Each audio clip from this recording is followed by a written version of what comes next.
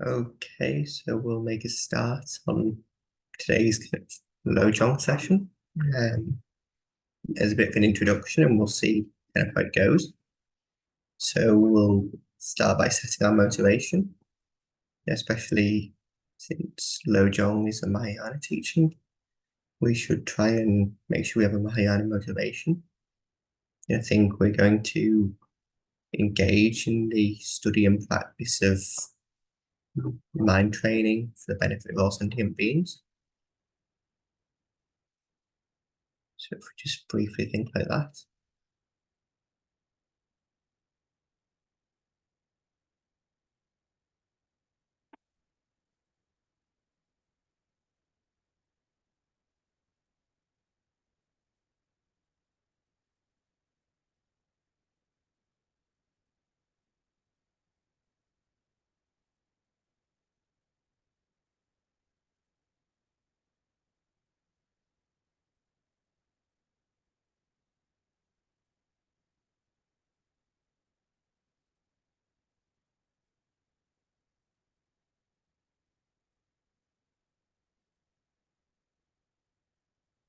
Okay, and then we'll just do some very brief kind of prayers to introduce, like to start the practice, to do it in a more formal, traditional manner.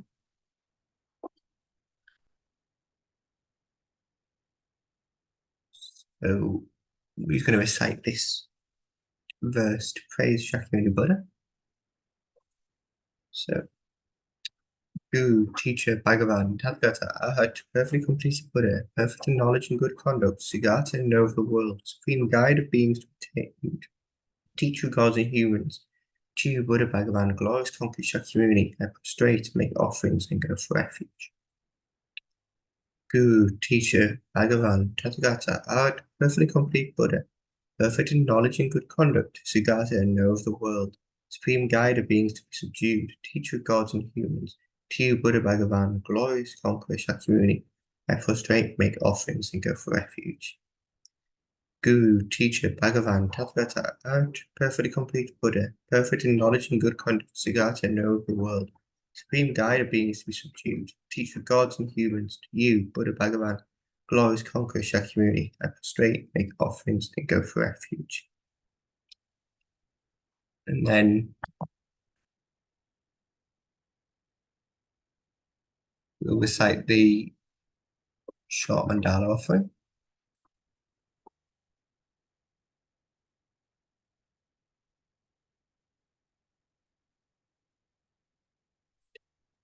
So imagine you're making this offering to Buddha Shakyamuni in the space in front that we've been praising, and the entire merit field, and surrounding you are all sentient beings in the form of humans. And this mandala is all the desirable objects in samsara and nirvana. Everything you have attachment to and so on. And just think the sky is filled with these offerings.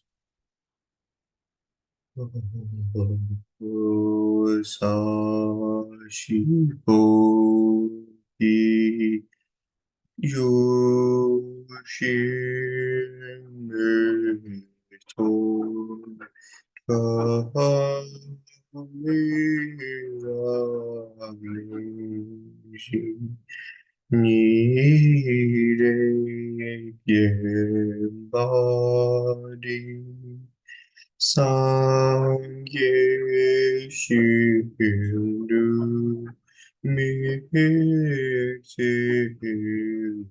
Uwai Drokuna Daji Choda Sho Jitsun Lame Dampa Kyela Hichoku Ka Kien Se Choosing Tree Jita Sambe Tujima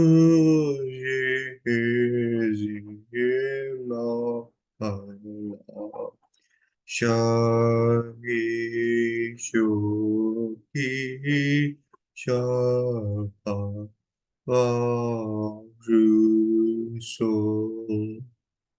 Idam Kugatamandala Kamnigatayami.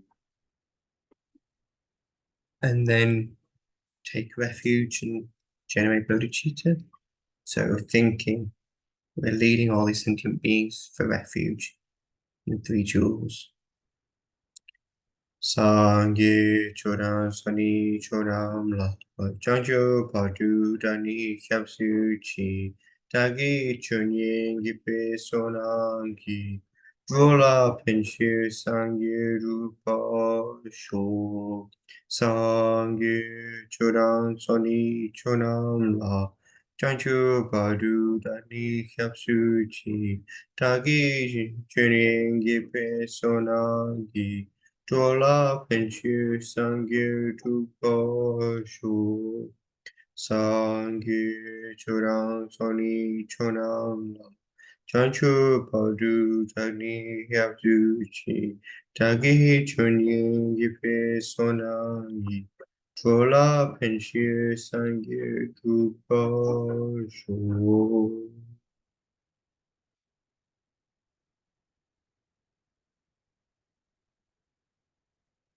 Okay, so we'll now actually start the session on Lojong. So Lojong translates to mind training, but it's it's not just ordinary mind training. So Lama Zopa Rinpoche especially emphasized it being Tekchen Lojong, this Mahayana mind training, because the essence of all the mind training is bodhicitta. We use it to strengthen bodhicitta, especially. And yeah, so really we can kind of start and think about why we need to practice Lojong, kind of the history of Lojong, kind of where it started, who with, and kind of key details. And then we can start a little bit with text, I think, would be quite useful. So to start off with, we can consider what is Lojong. So as we just discussed, Lojong is this mind training or thought transformation. And these are the specific thought transformation around changing the mind of samsara into the mind of nirvana. We are going from this self-grasping mind of sort of samsaric existence, where we grasp to I am mine, and we're changing it to this mind that cherishes others and doesn't think in this egotistical way that is the cause of suffering. So you can think about why we need to practice like this. So we just said kind of the source of all our suffering and samsara comes from kind of self-cherishing. So the root cause is this ignorance of the self. We grasp inherent existence self, that is the root cause of suffering, according to the Prasangika school. So from there, what is this result? So not only are we grasping it in inherent self, but we are clinging to it, and we're kind of focusing on ourself only.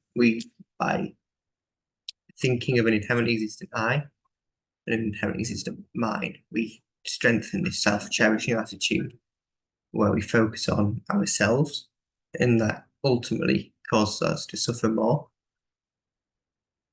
And we can kind of see this, if we take it away from a Dharma concept into kind of worldly life, that people who are very self-centered and think about themselves suffer a lot more than people who cherish others and try and help benefit others.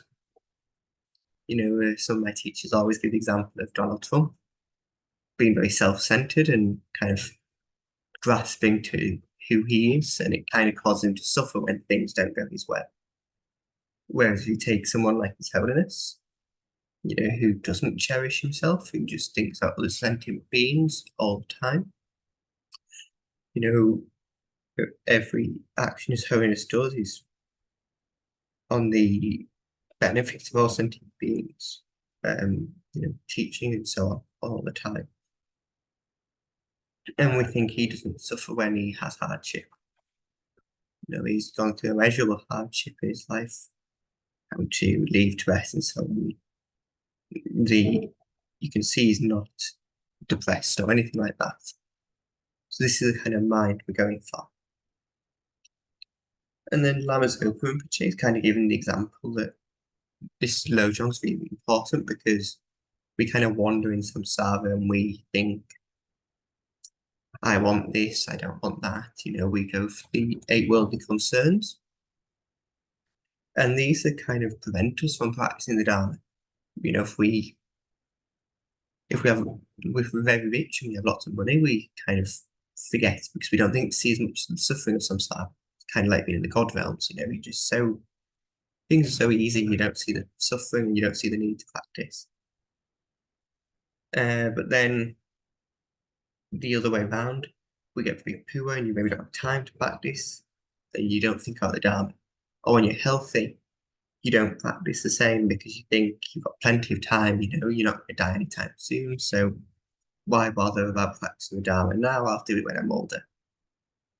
But then when you're sick, you're not able to practice, and it's a bit too late, and you're more concerned about the worldly aspects of being sick. So these all come up and make practicing the Dharma very difficult. But if we apply, Lojong, these mind training techniques, it's a lot easier to practice the Dharma. We're not so attached to having wealth or having good health or even sickness, So this leads on to the history of Lojong. So Lojong was brought to Tibet by Atisha, and Lama Atisha is kind of the founder of this Lojong tradition. So I thought it'd be good to maybe talk a bit about who Lama Atisha was. If you're not aware and you're newer to the Dharma, it might be quite useful.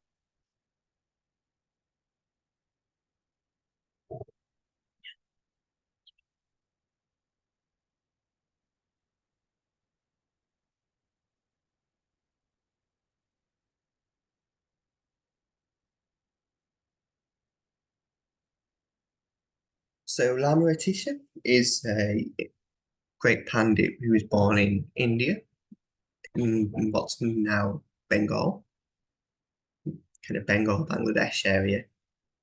And he was born to a great family of Brahmins and kings. So, they said in his palace when he grew up, there was 100,000 workers and beautiful parks and, all the luxury of samsara you can kind of think of. And when he was very young, he kind of mastered the sort of worldly sciences of the time, astrology, letters, then the Brahmas, the kind of worldly texts of India that they had to learn as rulers. And then he also started to develop sort of spiritual thoughts. So you can see his life's very similar to Shakyamuni Buddha. So in the same way as Shakyamuni Buddha, they didn't want him to leave to enter spiritual life. So Atisha kind of pretended he was going with an army and used that as an excuse to leave. And then when he kind of left, he met his guru in the forest and he studied greatly refuge in bodhicitta. And his guru would send him home to see the suffering of life in general, try and see the suffering of and shortfalls of samsara. And he would then go sent to another guru who sent him on the same test to go back to the palace and see the suffering of samsara again. And his parents, they really wanted him to stay and become king, so they tried everything they could. But this just didn't work. It made Atisha more convinced that he wanted to practice the Dharma. He said that Atisha said there was no difference between this palace and a prison in his mind. There's no difference between beautiful, expensive clothes and torn cloth in the garbage. And there's no difference between delicious food and dog meat and pus. And there's no difference between princesses and marble women.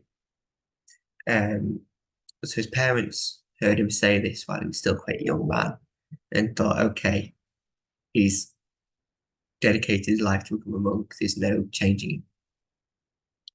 So Atisha then studied very hard. He kind of studied with 157 gurus. He practiced Tantra mainly, in a very secretive way. And he did a lot of sutra studies. The abbot of Vikramasila monastery in India, the other monastic university in Nalanda. So Atisha was kind of lost on what he was meant to study. He had all these Vajrayana practices and sutra practices, but he still felt like there was more he needed to learn. So he asked Tara, the Bodhisattva Tara, and she instructed him in a dream not to be attached to worldly life. So Atisha then continued and received more initiations, and he thought there were no Vajrayana teachings left that he doesn't know. He's become the most learned, and he developed a little bit of pride. And that night he had a dream of Dakinis, who showed him Vajrayana texts he'd never seen before, to kind of dissolve this pride that developed. So Atisha then thought he really wants to have the realizations of enlightenment in his very lifetime. So at this point, you see the lay yogi. He was just practicing supreme Vajrayana vehicle as a lay person. And then he was thinking about how we can have the Mahamudra realization, kind of these realizations of emptiness in this life. And one of his gurus had psychic powers and could see what Atisha was thinking. So he said to him that, what are you doing, forgetting all sentient beings by leaving them? And then instructed Atisha to take monastic ordination and work for the benefit of beings and the teachings. So when he was 29, Atisha became a monk. Now, based on this, he was a very pure monk. In Bulgaria, he had great visions. And then when he was in Bulgaria, he had visions where he was instructed by Dakini to train the mind in loving compassion in Bodhisattva.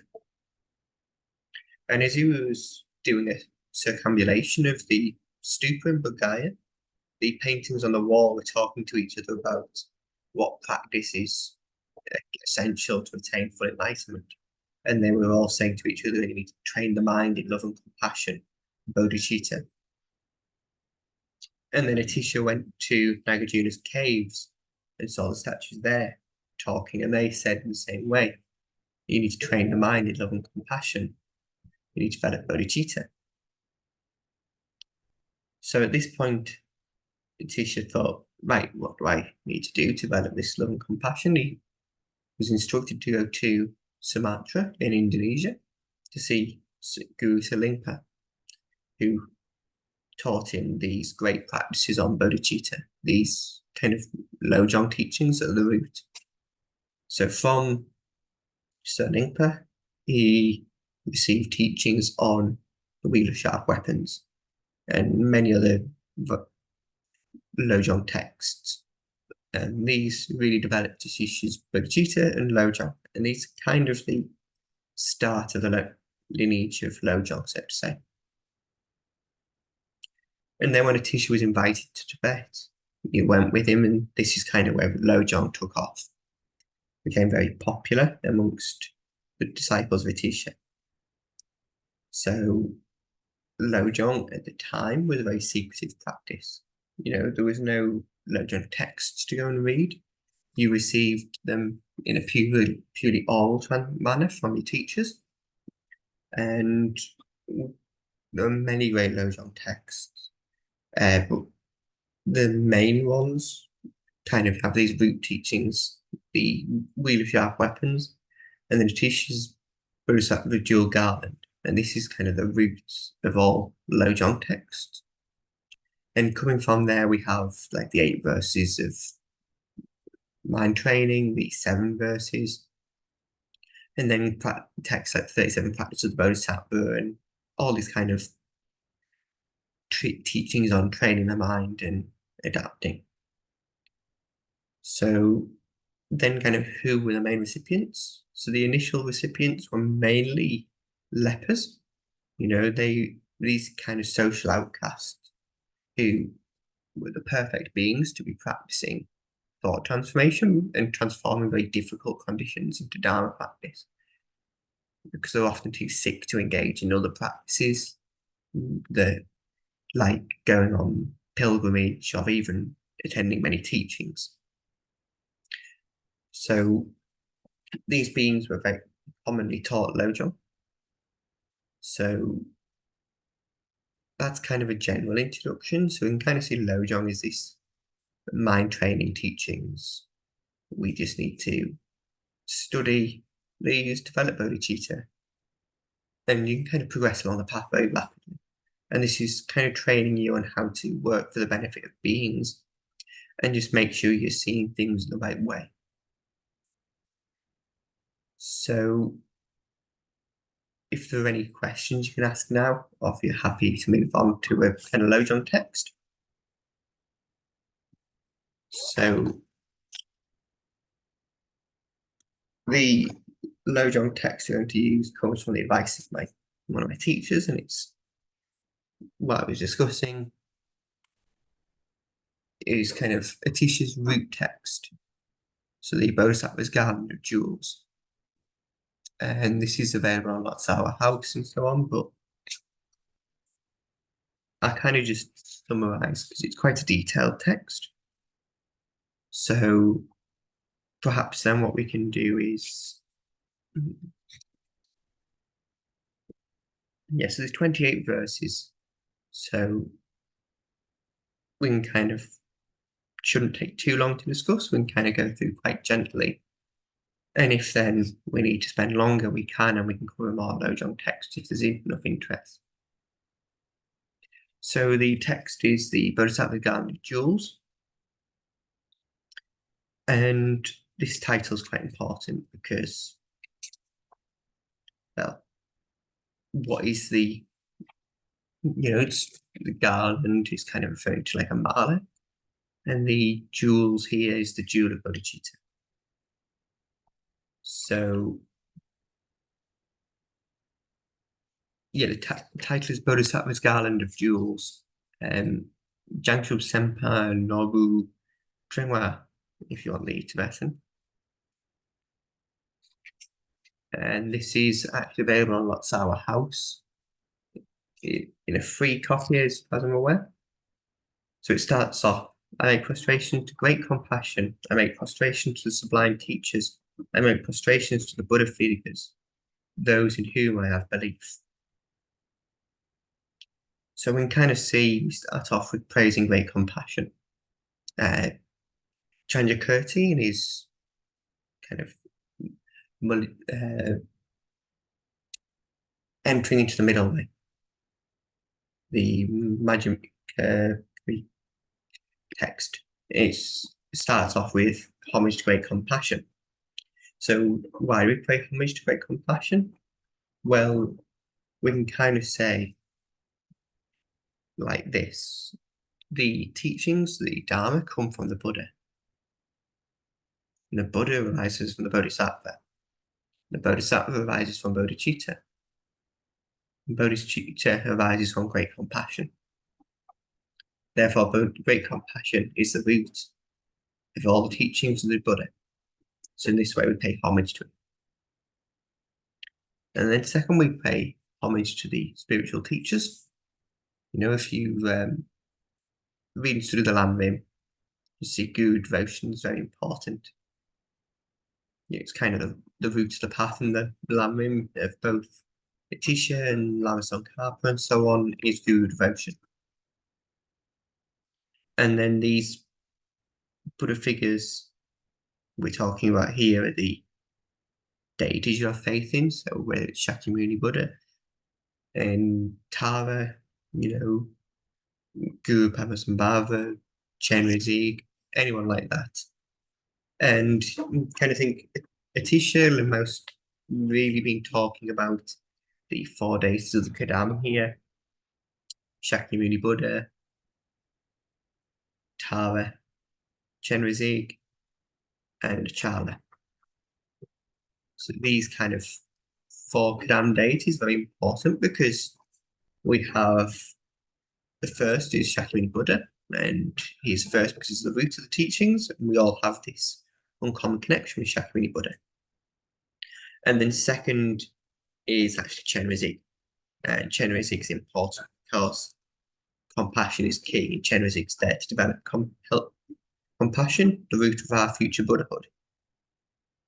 And then third is Tara, specifically green Tara, and this Tara is very important because Tara helps perform the enlightened activities that we need to not only become a Buddha, also when we are a Buddha to benefit beings.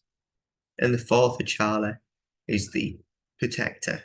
So, we face a lot of obstacles in our practice of the Dharma. So we need to rely on these Dharma protectors to ensure everything stays okay. And here Atisha's kind of also talking about in belief, we have faith. So we might develop faith in these figures because if we practice the Vajrayana, we can have practice faith in them because the deity yoga is the course of liberation, and you develop the good qualities of the deity through deity yoga. So then we'll move on to the kind of actual text. So verse 1 is, "Let me rid myself of indecisive wavering and cherish being wholeheartedly earnest in my practice. So let me rid myself of being sleepy, foggy-minded, and lazy, and always make effort with perseverance." So the first, indecisive wavering, that's kind of key to understand. This is doubt.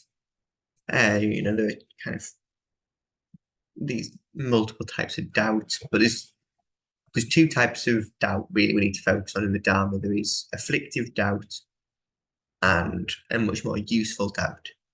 So here we're talking about afflictive doubt. So we can have useful doubt if we consider the teachings and we doubt whether the self exists inherently. That's quite useful.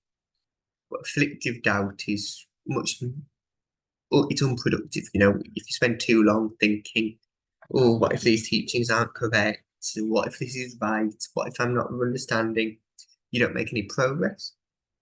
And if you're just constantly doubting which method's best, but you never actually apply a method, it doesn't help you. You don't progress along the path.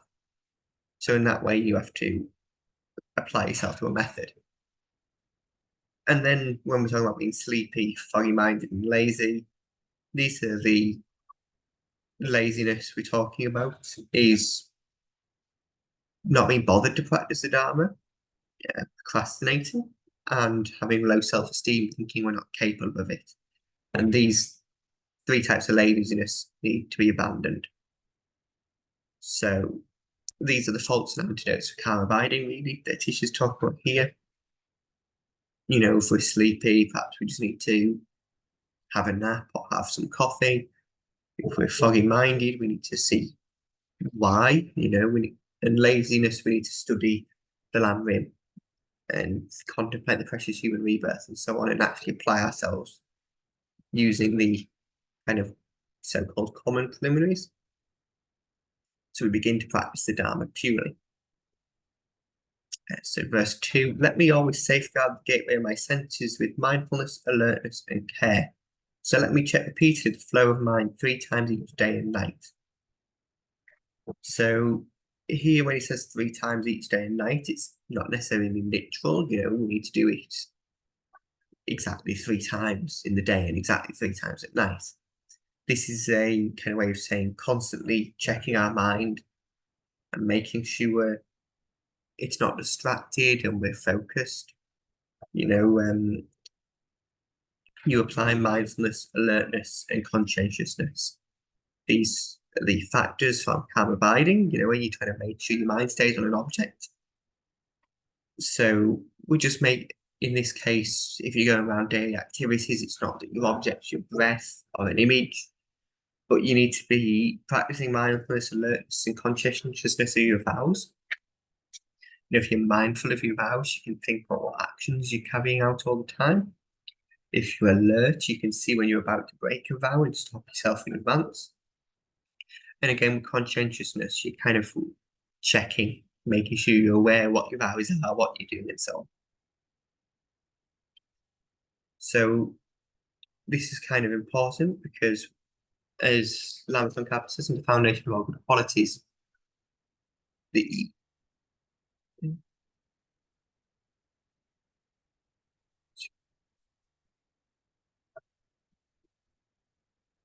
led by this pure thought, mindfulness, alertness, and great caution arise. The root of the teachings is keeping the Patimoksha vows. Please bless me to accomplish this essential practice. So what Lama Tsongkhapa is saying here is that without the essential teaching of morality, we cannot escape samsara. We cannot develop calm abiding without pure ethics, and without this, we cannot realize emptiness. So from the very beginning, we need to practice morality. And then progressing on the text. So let me let my own failings be known and seek not mistakes in others. So let me keep my own good qualities hidden and make the good qualities of others be known. So we can kind of think here, this is the opposite of samsara existence. We normally in samsara, we like to hide our mistakes. We don't want people to find out when we've done something wrong. And we quite like to point out when people have made mistakes, which isn't very productive. It's not what we want.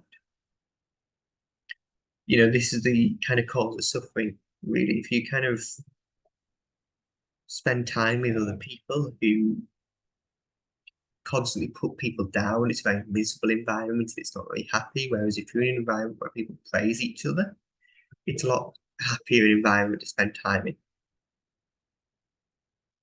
And this first sort of part of the first sentence is really importantly, let me make my own failings be known. So this is Atisha talking about the importance of confession. So confession is the really important in the four opponent powers for purifying negative karma. And we can kind of see Atisha was renowned for when traveling across Tibet, if he noticed he had a slight break in his morality, a slight downfall in any of his vows, he would stop the caravan, get off his horse, and do prostrations to a little stupa he carried with him. But he would announce to everyone, stop, I've created downfall. So he made it well known. And these kind of, if people are honest about mistakes, people are more respectful. If you get something wrong at work and you're honest with people, they don't mind as much as if you hid it. So we can see here that's really important. So then verse 4, let me rid myself of desire for material gain and honor, and always rid myself of desire for profit and fame. So let me have few desires, be content, and show appreciation for the kind acts that have been done. So this is kind of the beginning of the 8 worldly concerns, the desire for material gains, praise and for respect, for profit and, renown, so on. And if we have few desires and we're content, you can see people who are like that very happy. People who constantly want more, they're never satisfied. But if people are happy with what they've got, they have a lot easier time in life. And also a mind free from desires is a lot easier to practice calm abiding. If you're happy with simple food and a simple bed and just practicing, it's a lot easier to have calm abiding than if you're constantly thinking about what food you'd like and how you'd like a better tent or better meditation hut, a better bed, better meal, and so on. So we kind of want to subdue our mind, and you can see having subdued desire is important.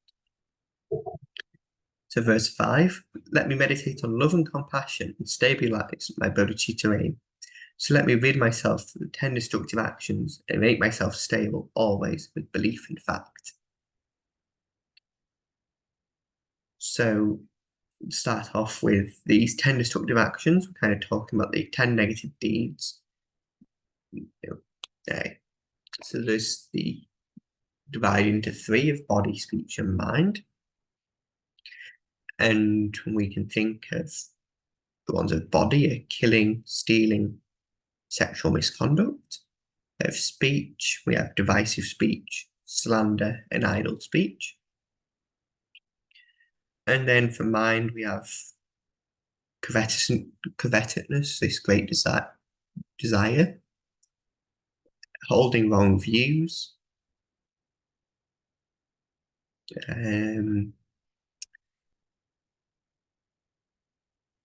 so we have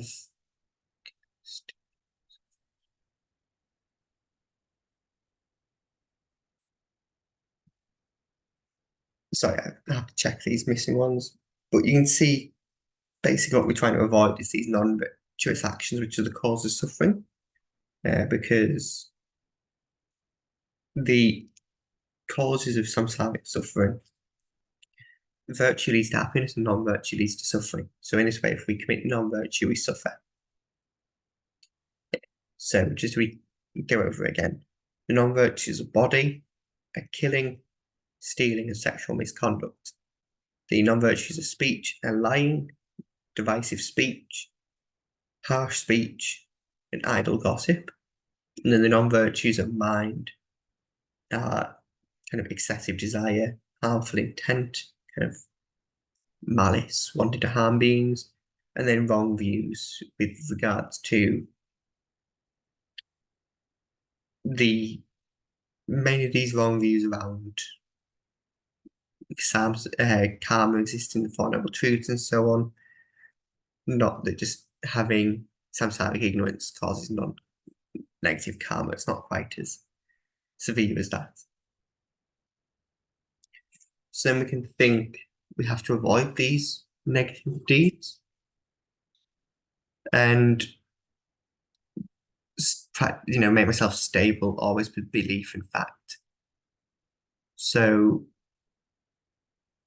because we know that if we avoid non-virtue and practice virtue, we'll have happiness and non-suffering and not have suffering. This is the kind of belief that we're talking about here. We're having faith in the law of karma and virtue leading to happiness. So the best way to avoid these non-virtuous actions is to have bodhicitta. If you have bodhicitta, you won't want to harm a being, you won't want to steal from them, you won't want to commit sexual misconduct, you won't want to lie or slander or harm them or so on.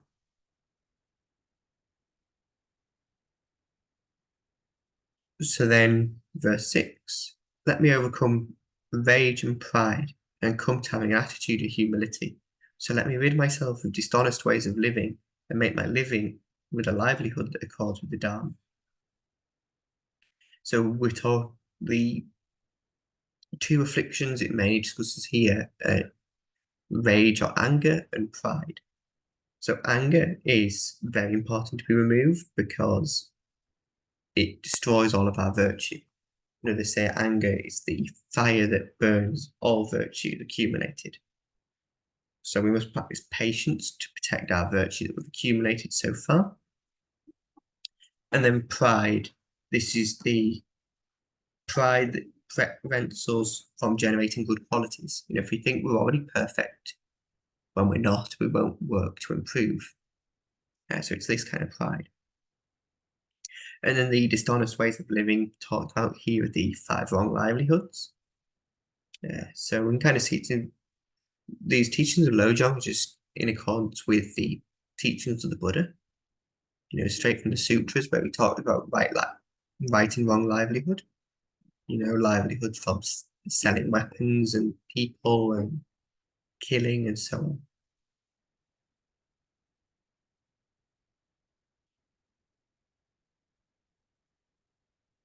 So verse 7, let me rid myself of all material burdens and adorn myself with an eye as gems. So let me rid myself of all bustling activities and live in seclusion. So the material burdens here, it's quite important to understand because it's, we're not all like Milarepa. We can't all live in a cave just eating nettles. It doesn't quite work like that. We do need some material possessions to live. So it's not that we can't have anything. It's about not having so much that you burden down and suffer because of it. You can kind of think about hoarders and people that have too much and they suffer because of it. And then rid myself of all bustling activities and live in seclusion. So living in seclusion doesn't need to be in a cave like Middlevapor as well. There are kind of three types of seclusion. The seclusion of body, speech, and mind. So, the of body is the easiest. You can physically put yourself in a cave or a tree, but away from people.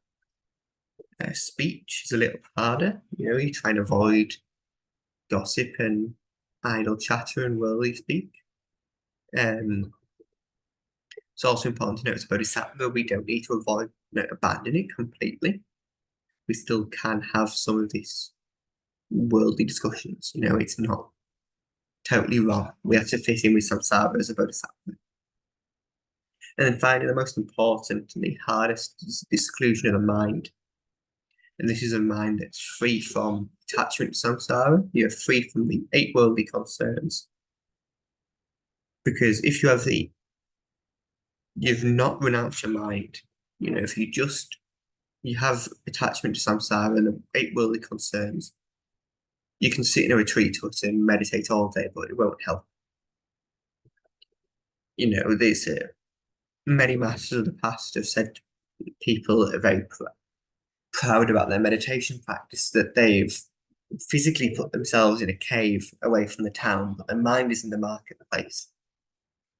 If your mind is in the marketplace, you're not actually practicing the Dharma and making progress. So understanding the 8 world concerns and working to be free from them is the most important. And then verse 8. Let me rid myself of idle words and always restrain my speech. So when I see a sublime teacher or learned master, let me extend my service with respect. So the first part here is let me rid myself of idle words and always restrain my speech. So if we do this and restrain our speech, we can avoid committing non-virtuous actions based on speech. Some people do like to just fill silence with speech, like just talking for the sake of talking. And it can be distracting for people. It's hard to develop concentration meditation if you're always trying to talk. And, it's easy to then just start gossiping about people and it becomes harmful and unproductive. And then let me extend my service with respect. So when we're talking about respect here, we're not just talking about external respect. In fact, that's the least important. Just because you show frustrations, you may offer katas and mandalas to teachers. You can do all these external activities, but if your mind doesn't have respect for them, it's not very beneficial. It doesn't do a lot. You're just outwardly showing it, and it might look good, but it doesn't help your mind. So this kind of internal respect where you think of good qualities of the teacher and think of their kindness. This is key. So this is kind of, again, emphasizing guru devotion. So Atisha was very devoted to his teachers. He said he had unwavering devotion to all 157. He would think about all of them in his guru yoga practice. And just think about the kindness of the guru, teaches us the Dharma. If you think like His Holiness the Dalai Lama is constantly teaching, my own teachers used to, I would be lost in samsara without them. You know, there's no way to understand Lojong or emptiness, let alone higher yoga tantra, without the guru, without these teachers. And they show with great kindness. They're constantly teaching, and they give all transmissions and blessings. And these transmissions are very key and important because, well, when we develop, do these oral transmissions, we receive them, the blessings in our mind stream, and it means we can meet the teachings again and again. And then when we become a bodhisattva on the path of no more learning, you remember all the previous oral transmissions you received.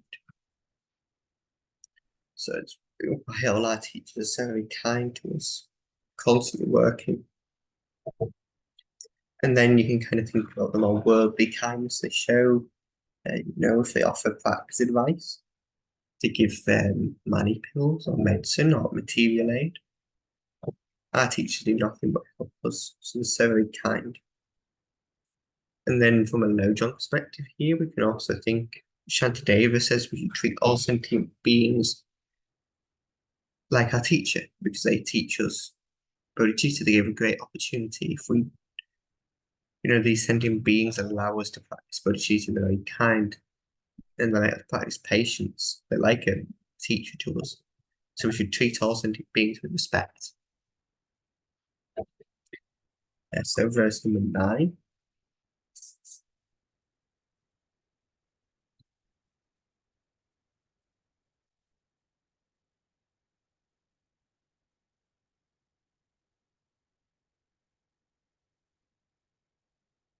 As the person with an eye of the Dharma, limited beings who are beginners, let me expand my discernment for them as my teachers.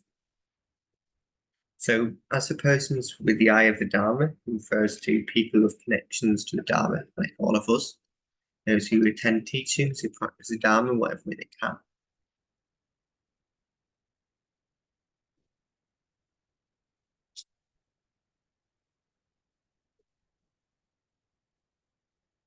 So, there's 28 verses. So, okay, so if we stop at verse 9, we can come back another time. And there's just a couple of little points from before that I've missed, that I'm just checking out from some notes I have in the Tibetan text. So in the praise, we have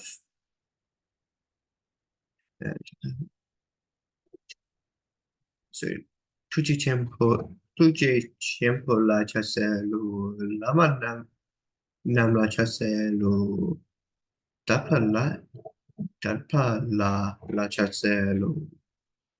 So these are the amic prostration to make compassion. And here we're talking about Tukje is what's great compassion. And it's a very honorific form of mind, his tuk. So you can think low, in like Lojong's mind.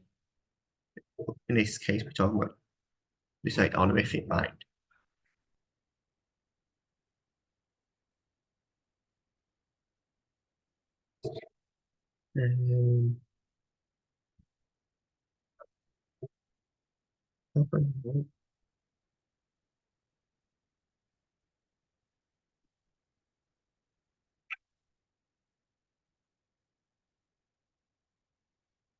Okay, yeah. So I think that can stop there. So to generate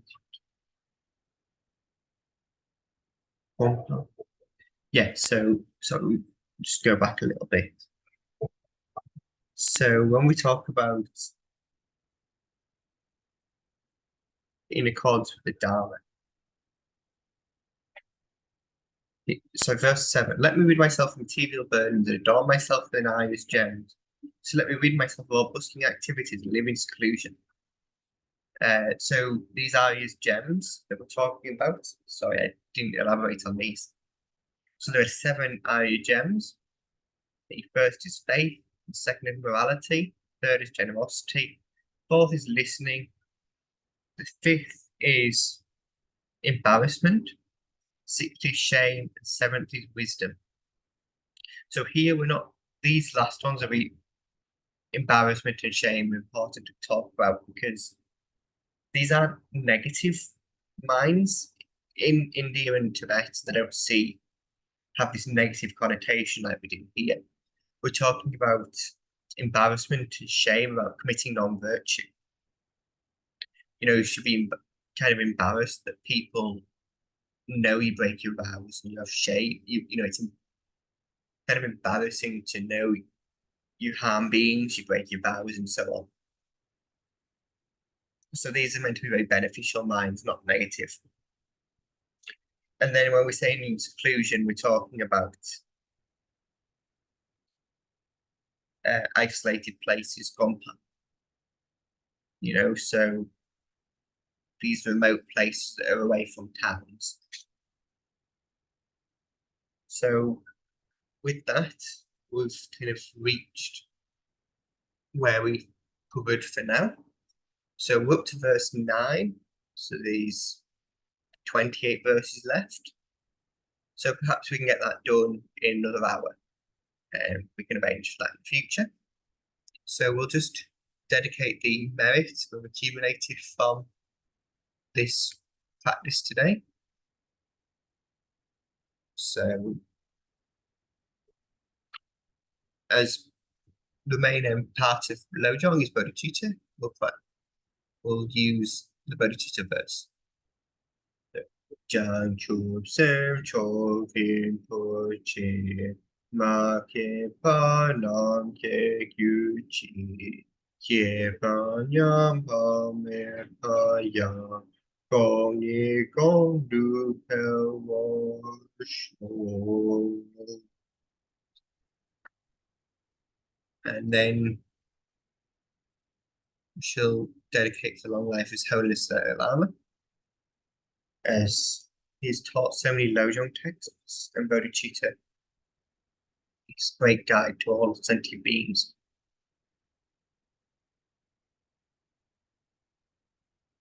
Gang we ko we sin kam so pendang de wa malu shong we ne chen we zi guan ten zi ya zo yi sha pe si te ba du ten yu chi. So with that, we'll stop there.